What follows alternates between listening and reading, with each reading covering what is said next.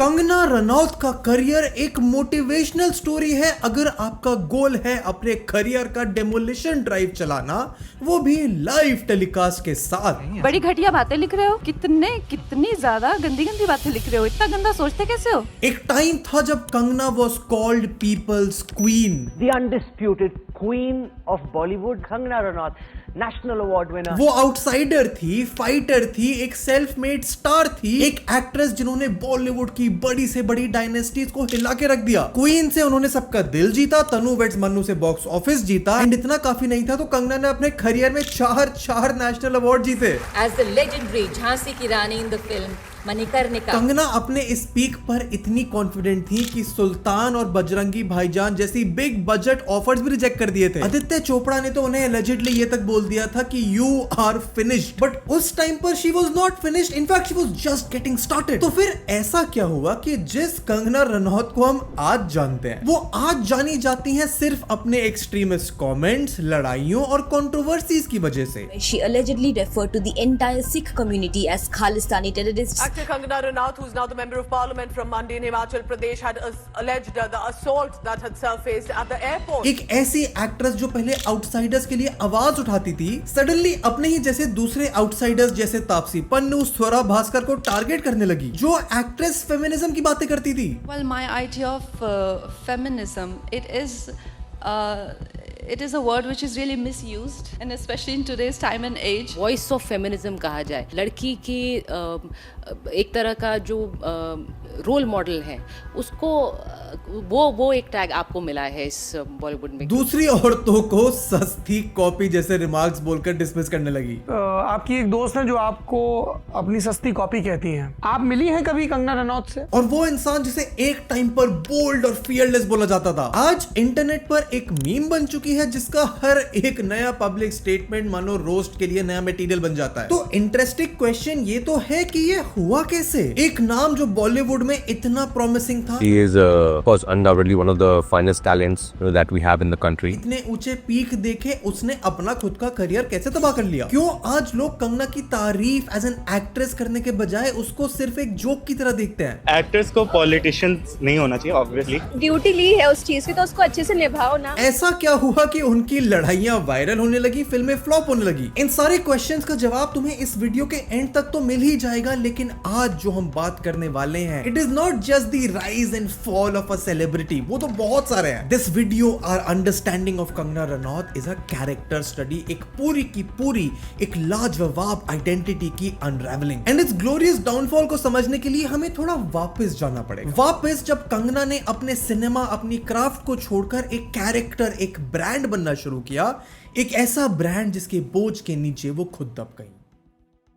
सोचो, एक ऐसी एक्ट्रेस जो 18 साल की उम्र में बॉलीवुड में आई और गैंगस्टर और फैशन जैसे रोल्स करके हम सबके हीरो बन गई, क्योंकि अपने करियर की शुरुआत में कंगना रनौत ने वो कर दिखाया था जो लोग अपने पूरे 15-20 सालों के करियर में नहीं कर पाते। एक solid audience connect, critical acclaim, जिनके लिए उन्हें फिल्म फेयर और नेशनल अवार्ड दोनों मिले, क्योंकि कंगना का career was built on roles that mirrored her raw, vulnerable and definitely real self. For example, in films like Fashion जो 2008 में रिलीज हुई थी, कंगना ने प्ले किया एक ट्रबल्ड सुपर मॉडल का कैरेक्टर जिसकी वजह से उन्हें नेशनल अवार्ड मिला। Then cut to 2014 जहां the story of a small town girl finding herself in Europe became a cultural phenomena, और सिर्फ 11 करोड़ के बजट में बनी Queen collected 97 crore on the box office. या even her debut film Gangster, जहां हर पोर्ट्रेयल ऑफ सिमरन एक इमोशनली कन्फ्लिक्टेड लड़की, जहां अपनी आउटस्टैंडिंग परफॉर्मेंस से कंगना पूरी फिल्म को आउटशाइन कर गई और एक फिल्म फेयर अवार्ड जीता। या फिर 2015 की तनु वेद मन्नू रिटर्न्स, जिसने वर्ल्ड वाइड 250 करोड़ का बिजनेस किया और कंगना को मिला एक और नेशनल अवार्ड। कंगना के शुरुआती करियर के साल was not just about stardom, it was the beginning of a whole movement. ऐसा इसलिए क्योंकि Kangana Ranaut was a very unique kind of heroine. इनका कोई फेमस सरनेम नहीं था, इनके पास कोई इंडस्ट्री का गॉडफादर नहीं था, थी तो बस एक आग। बॉलीवुड के सामने खड़े होकर अपनी क्राफ्ट से अपना नाम बनाने की, जो कंगना ने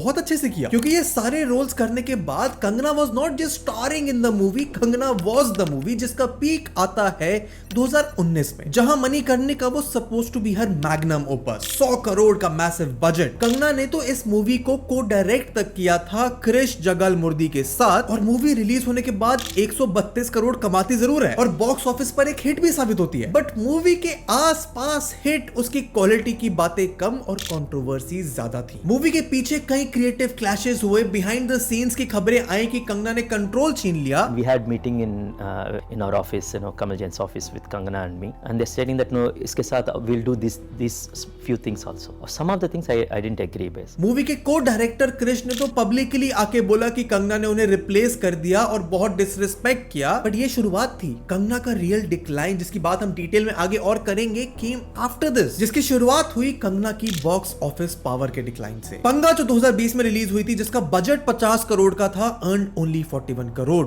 एंड ऑल्दो मूवी ने कंगना को एक और नेशनल अवार्ड जिताया, बट वो ऑडियंसेस को थिएटर तक नहीं ला पाई और एक कमर्शियल फेलियर बनी। थलाईवी जो 2021 में 100 करोड़ के बजट में बनी थी, 5 करोड़ भी नहीं कमा पाई। उसके बाद आई धाकड़ जो 85 करोड़ के बजट में बनी थी और कमाती है सिर्फ 3 करोड़ रुपए। फिर आती है तेजस विद 70 करोड़ बजट, लेकिन ओपनिंग डे का कलेक्शन बस 1.25 crore and life time gross earning was सिर्फ लगभग 5 करोड़। अब ये सुन के तुम्हें इतना तो समझ आ गया होगा कि ये मूवी सिर्फ फ्लॉप नहीं थी, ये क्रिटिकल कमर्शियल कोलैप्सेस थे। बट कमर्शियल कोलैप्सेस तो एक एक्टर फिर भी झेल सकता है अगर उसका क्राफ्ट, उसका पर्सोना अच्छा हो तो। बट कंगना के साथ इस दौरान कुछ ऐसा शिफ्ट हुआ कि वो roles that she once champion, vulnerable, complex women, layered character, जहां पे लोग रिवर करते थे हर फॉर हर एक्टिंग। मैं सिर्फ एक बात कह सकती हूँ कि कंगना को कोई टच नहीं कर सकता as an actor. She is been a brilliant performer. Kangana was also very nice. I have the greatest admiration for Kangana. अब ये सब रिप्लेस हो चुके थे with very one dimensional roles, जो कि हाइपर नेशनलिस्टिक एक ऐसा अवतार दिखाते थे जिसको लोग कंगना से एसोसिएट नहीं करते थे। और कंगना ने वो रोल्स करने बंद कर दिए जिनमें उनकी ऑडियंस अपने आप को उन परफॉर्मेंसेस में देख सकती थी, एंड रिप्लेस कर दिए with very random style of caricaturised role. And जैसे जैसे उनकी स्क्रीन चॉइसेस लाउड होती गई, सो डिड कंगना। इंटरव्यूज में, ट्विटर पर कंगना का पर्सोना उनका परफॉर्मेंसेस को ड्राउन करने लगा। और कंगना के बारे में लोग पहले क्या कहते थे वर्सेस आज क्या कहते हैं। एक्टर्स को पॉलिटिशियंस नहीं होना चाहिए ऑब्वियसली। एंड शायद इसी प्रोसेस में कंगना रनौत के साथ जो एक जेन्युइन परफॉर्मर का पर्सोना, एक इमेज अटैच थी, वो गायब हो गई। एंड यहाँ पर एक साइकोलॉजिकल कॉन्सेप्ट भी प्ले में आता है। इट्स कॉल्ड आइडेंटिटी इन्फ्लेशन, जो बेसिकली ये मीन करता है कि आप अपने सेल्फ को इतना एम्पलीफाई कर देते हो कि आप उसके अलावा कुछ और बन ही नहीं पाते। एंड इस केस में भी कुछ ऐसा ही हुआ। कंगना की जो कैरेक्टरिस्टिक्स थी उनसे वो इतनी ज्यादा एसोसिएट हो गई of being outspoken, rebellious and brutally honest कि उनसे वल्नरेबिलिटी की उम्मीद रखना ऑडियंस ने छोड़ ही दिया। एंड वही ब्रांड जिससे कंगना को अपनी पहचान मिली थी, कंगना रनौत द आर्टिस्ट, को वो ब्रांड एक केज जैसा महसूस होने लगा। Now let me be very clear, इस बीच में Kangana Ranaut did not stop being an actress और a good actress for that matter, she just stopped being a believable one. And just when you thought कि Kangana Ranaut could not get more controversial, Kangana ने अपनी दूसरी strength को, feminism और womanhood को अपना ही weapon बना लिया। 2013 में जब कंगना रनौत की मूवी क्वीन रिलीज हुई तो वो अचानक से एक फेमिनिस्ट आइकन बनी। I think in the Hindi film industry currently, if we have an eloquent, well-spoken lady who has no qualms about speaking her mind, it is you, Kangna. उस movie में हमारे देश की औरतें जब अपने डिजायर्स को एक्सप्रेस होता हुआ अपने आप को देख पाई, तो Kangana Ranaut became the personification of a तेज तीखी आवाज in the big bad world of Bollywood, जिसने सिर्फ अपने लिए नहीं बल्कि हर एक लड़की के लिए आवाज उठाई। They are the way they are treated, beaten to death. I don't want to say, but it is on record. आपने प्रवीण बाबी की बात कही, आपने कई बार ऑडिशन रूम में ऑब्जेक्टिफिकेशन से लेके कास्टिंग काउच। अगर आपको फिल्म में हीरोइन बनना है तो you have to go through the bed of the hero of the film. Are you saying this officially? हर चीज के अगेंस्ट स्टैंड लिया और इस ऑनेस्टी को उनकी ऑडियंस ने बहुत अप्रिशिएट भी किया। एंड एट दिस पॉइंट तुम ये एक्सपेक्ट ही नहीं कर सकते एक ऐसा इंसान जिसको तुम फेमिनिज्म का आइकन मानते हो वो इसे वेपनाइज कर सकता है, क्योंकि धीरे धीरे जो फेमिनिज्म इनका वॉइस ऑफ ट्रुथ था एक जरिया बन गया वेंजेंस का, क्योंकि सडनली वो टारगेट करने लगी ना सिर्फ सिस्टम को बट इंडिविजुअल्स को। She started calling senior actresses like Urmila Matondkar soft porn stars, Alia को मीडियोकर, सौरा एंड तापसी को तो बी ग्रेड और सस्ती कॉपी भी, and she didn't stop there. She mocked Deepika for her mental health struggles, and ये शायद सिर्फ कॉल आउट्स नहीं थे, ये कोशिश थी एक बहुत क्रिस्टल क्लियर कैरेक्टर असैसिनेशन की। जो एक्ट्रेस सिस्टरहुड, फेमिनिज्म, वुमेनहुड को चैंपियन करती थी अब इसे गेटकीप करने लगी। वो खुद डिसाइड करने लगी कौन असली फेमिनिस्ट है, कौन एक स्ट्रॉन्ग वुमेन है और कौन सिर्फ एक प्रिटी फेस है। Well, my idea of feminism, it is, I think feminism, I don't go by the book sort of definition of feminism. I've made my own definition. किसी और ने कुछ कहा या कंगना से डिसएग्री किया या उनके नैरेटिव में फिट नहीं बैठा तो उनको पब्लिकली शेम करना एक पैटर्न बन गया। जया बच्चन भी कंगना रनौत के इस जाल से नहीं बच पाए और उनके फेमिनिस्ट आइडियाज को भी पेटी इशू बोलकर उन्हें डिसमिस कर दिया। चलिए ये बताइए कि जया बच्चन को जो पार्लियामेंट में वो जो एक हुआ था कि why should she be addressed अपने हस्बैंड के नाम से, what do you think about that? मुझे लगता है कि इस तरह के पैटी इश्यूज के you know I am addressed with my husbands name, it's demeaning to me in any way. I think people just going into complete in the name of feminism, they're just going into such a ugly direction. अब तुम्हें लग रहा होगा कि शायद मैं कंगना रनौत पे ज्यादा हार्श हो रहा हूँ, तो एक पर्सपेक्टिव लेते हैं, क्योंकि बॉलीवुड में कंगना जैसे और आउटसाइडर्स थे जो इन इश्यूज को चैंपियन कर रहे थे, जैसे तापसी पन्नू, तब्बू, प्रियंका चोपड़ा। तीनों आउटसाइडर्स, तीनों ने अपने खुद के इंडिविजुअल स्ट्रगल्स और बैरियर्स फेस किए, बट उन्होंने इन इश्यूज से डील करने का एक डिफरेंट तरीका चुना, रीइन्वेंशन, ग्रेस और एक स्लो एंड स्टडी ट्रांसफॉर्मेशन। क्योंकि अपने ओपिनियंस को इन तीनों ने भी सामने रखा, जैसे प्रियंका चोपड़ा जिन्होंने अपने इनिशियल डेज में कंगना के साथ ही काम भी किया, became a global icon, called out racism but with grace. Taapsee भी एक आउटसाइडर है जो बहुत ओपिनियनेटेड है और उन्होंने भी नेपोटिज्म को कॉल आउट किया, लेकिन डिग्निटी से, बिना किसी को डिग्रेड किए। अगर स्टार्टिंग में मेरे 2-3 फिल्में ऐसे फ्लॉप हो जाती, I wouldn't have gotten a next chance. Had I not, because I don't have a godfather. And Kangana के कॉन्ट्रास्ट में ये एक्ट्रेसेस भी स्ट्रॉन्ग वुमेन हैं। वो लाउड नहीं है पर क्लियर है, एंड एक दूसरा रास्ता दिखाती हैं कि रिबेलियन पॉसिबल है बिना जंग करे। एंड शायद जो बात सबसे कंफ्यूजिंग है कि कंगना रनौत भी ये रास्ता अपना सकती थी, बट इन कंपैरिजन कंगना का रेजिस्टेंस, उनका रिबेलियन, उनकी लड़ाई ना सिर्फ लाउड थी बट लोनली भी। इसलिए कंगना का अपकमिंग कोलैप्स इनएविटेबल नहीं था, इट वाज हर चॉइस। क्योंकि जब आप सबसे लड़ने लगते हो तो आपके साथ अंत में कोई नहीं बचता, बट उस समय जब कंगना अपनी इस लड़ाई के पीक पर थी तो उनके पास वो था जो पूरी इंडस्ट्री में किसी के पास नहीं था, ऑडियंस का सपोर्ट। बट फिर यहां पर भी कुछ ऐसा हुआ जहां पर ऑडियंस को भी मजबूर कर दिया गया कि वो कंगना को एक रियलिटी चेक का मिरर दिखाएं, एक ऐसा मिरर जिसने सिर्फ कंगना रनौत को नहीं, उनकी पावर, उनके इन्फ्लुएंस, उनके इम्पैक्ट के इल्यूजन को ही तोड़ दिया। कंगना रनौत की लाइफ का सबसे इनफेमस, सबसे पॉपुलर, सबसे बोल्ड एनकाउंटर हुआ 2017 में कॉफी विद करण के एक एपिसोड पर। वो एपिसोड जहां कंगना ने करण जौहर को शो पे कॉल आउट किया, फ्लैग बेरर ऑफ नेपोटिज्म और मूवी माफिया जैसे टैग से लेबल किया। You know, you'll play that stereotypical Bollywood biggie who is like, you know, very snooty and completely intolerant to outsiders and flag bearer of nepotism, the movie mafia.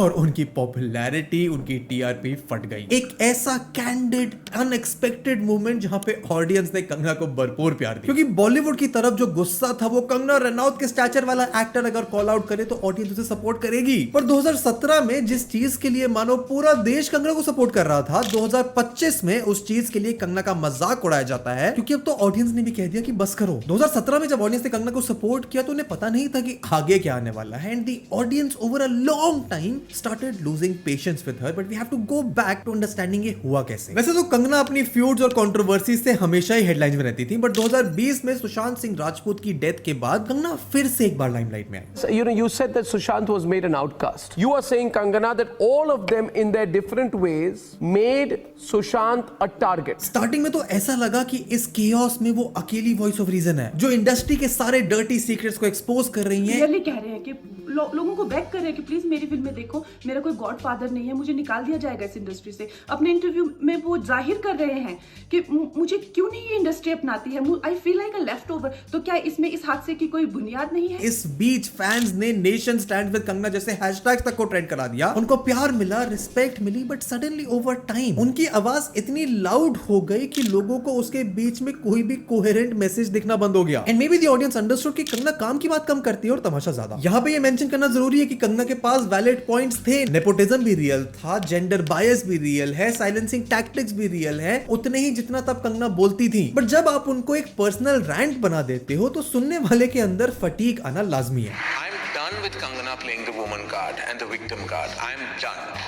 तो even though वो बातें सच बोल रही, but उनका बोलने का तरीका became very easy for the audience to dismiss, and this dismissal became a slow poison for our career. पहले वो इग्नोर हुई और धीरे धीरे फिर एक मीम बन गई। लेकिन कंगना का डिक्लाइन कोई एक मोमेंट में नहीं हुआ था, ये एक accumulation था, outrage, fatigue, attention seeking और एक predictable narrative का। Maybe what caused her downfall was कि कंगना भूल गई कि पब्लिक से प्यार पाने के लिए टाइमिंग बहुत जरूरी होती है। उनके करियर के शुरुआत से कंगना का एक पैटर्न हमें दिखा। वो आके एक बोल्ड क्लेम करती हैं, मीडिया उसे ग्रैब करती है, पब्लिक उस पर रिएक्ट करती है, कंगना उस पर डबल डाउन करती है, पब्लिक उस पर अपनी आंखें रोल करती है, एंड ये पैटर्न फिर से रिपीट होता है। पहले बॉलीवुड में सेम फंडा, फिर जर्नलिज्म की सेवियर, फिर पॉलिटिकल एनालिस्ट और अब देशभक्त वॉरियर। हर फेज के साथ ऑडियंस का पेशेंस कम होता गया एंड कंगना एक वॉइस ऑफ रीजन से एक स्पेक्टिकल बन गई। पर इस डाउनफॉल के पहले ना एक बहुत इंटरेस्टिंग चीज हुई थी, कंगना का मीडिया डोमिनेशन फेज। 2015 से ही कुछ सालों तक वो लगभग हर बार एक लाजवाब हेडलाइन क्रिएट करती थी, एंड ये एक नई काइंड ऑफ पीआर थी, direct, disruptive, very aggressive, and this worked for a while. But what's crazy is कि कंगना ने मीडिया में सिर्फ अपनी बात नहीं रखी, उन्होंने मीडिया को हाईजैक कर लिया। Every platform was Kangana Ranaut stage. ये उनका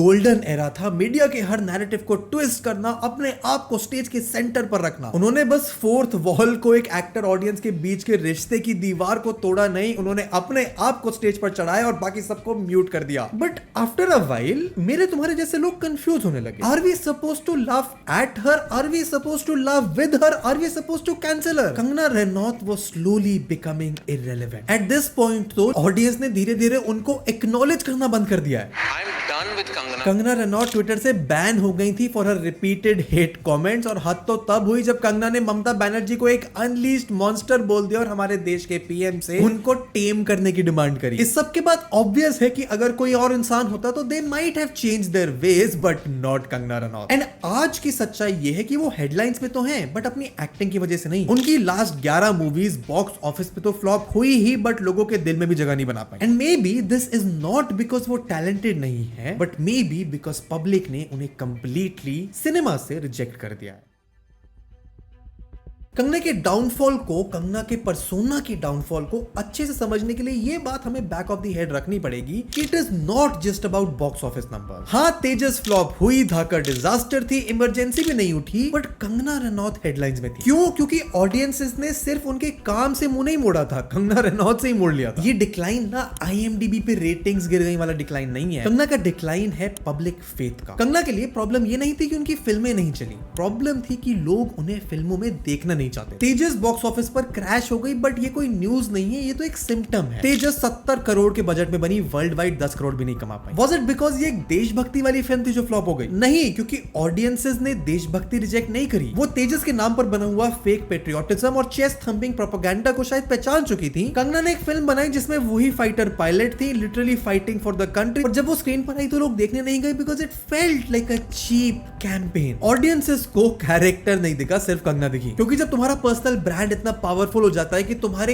स्क्रीन के कैरेक्टर उसके नीचे दब जाते हैं, तो तुम एक एक्टर नहीं एक्टिविस्ट बन जाते हो। लेट्स टॉक अबाउट धाकड़। जब टीजर आया, एक्शन सीन्स ठीक थे, Hollywood style shots, guns, badass look, but जब ट्रेलर खत्म होता है एक ही सवाल दिमाग में आता है कि ये फिल्म बनाई किसके लिए गई थी? ये एंटरटेनमेंट के लिए बनाई गई है या एक मैसेज देने के लिए? पर उससे भी बड़ा प्रॉब्लम ये था कि किसी को फर्क ही नहीं पड़ा इस मूवी से। कंगना के डाई हार्ड फैंस तक उस मूवी के लिए शो अप नहीं करे, कोई बज नहीं हुआ, कोई मीम्स नहीं बने, कोई आउटरीच तक नहीं हुआ हुआ, ऐसा लगा जैसे फिल्म आई भी नहीं। एंड ये तो उस वक्त था जब कंगना सोशल मीडिया पर रोज नया डिस्कशन, नया डिस्कोर्स चला रही थी, पर जब एक्चुअल काम आया nobody cared। उसके बाद आई इमरजेंसी, कंगना का बिगेस्ट डायरेक्टोरियल फिल्म, उनका ड्रीम प्रोजेक्ट, एक पॉलिटिकल स्टेटमेंट, और क्या कास्टिंग थी, कंगना रनौत, इंदिरा गांधी, वो भी इन माय ओपिनियन बिना किसी रिजेम्बलेंस के। और ये फिल्म तो रिलीज के पहले ही डिलेड, पोस्टपोन्ड, रीब्रांडेड, रीपैकेज सब कुछ हो चुकी थी, पर जब रिलीज हुई तो उससे एक और चीज क्लियर हो गई कि maybe Kangana Ranaut the actor did not want to be interpreted, she just wanted to B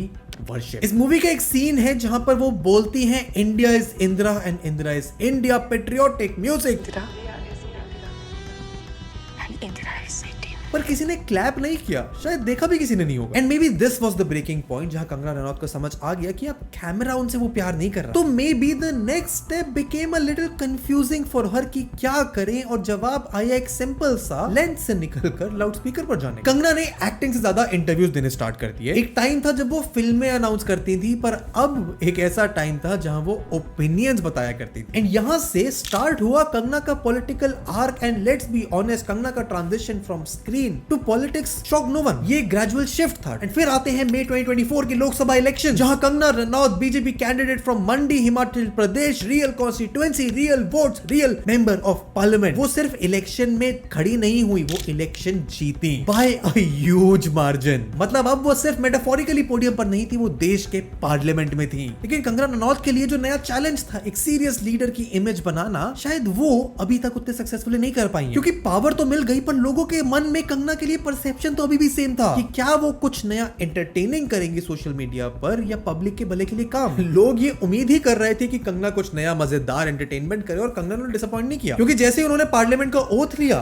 लोगों ने मीम बनाए। उनकी खुद की कुछ स्टेटमेंट के साथ उनकी पार्टी ने अपना इन्वॉल्वमेंट क्लियरली डिनाई कर दिया। और फिर अभी रिसेंटली उनका एक ऐसा पब्लिक स्टेटमेंट जो कंगना रनौत के बारे में कुछ बहुत इंटरेस्टिंग हमें बताता है। जुलाई 2005 में हिमाचल प्रदेश में जब डेवास्टेटिंग फ्लड्स आए, मंडी, कंगना रनौत की खुद की कॉन्स्टिट्यूएंसी बहुत बुरी तरह हिट हुई। पूरा सोशल मीडिया भरा हुआ था इमेजेस से, कोलैप्स, ब्रिज डिस्ट्रॉयड, घर landslide, families crying for help. और कंगना खुद ही देख लो, तो ये डिजास्टर रिलीफ हो गया या डिजास्टर का जो काम हो गया, वो मेरे पास कोई कैबिनेट तो है नहीं। मेरे पास मेरे दो भाई हैं जो साथ साथ चले रहते हैं, ये मेरा कैबिनेट है। एंड कई लोगों को ये कंगना की हिपोक्रेसी लगी, पर हमारे पर्सपेक्टिव में ये एक इमोशनल डिस्कनेक्ट दिखाता है, क्योंकि इसके अलावा भी कंगना ने बहुत आसानी से पहले बोल दिया था कि वो अपना पॉलिटिकल करियर बिल्कुल भी एंजॉय नहीं कर रही हैं। She said she's not enjoying her political career because people are coming to her with issues like broken roads and nalis. Maybe Kangana just does not understand fully कि पॉलिटिशियन बनने के लिए आपको थोड़ा डिप्लोमेटिक होना पड़ता है। वो तो बस कैंडिडेटली जैसे पहले आंसर देती थी,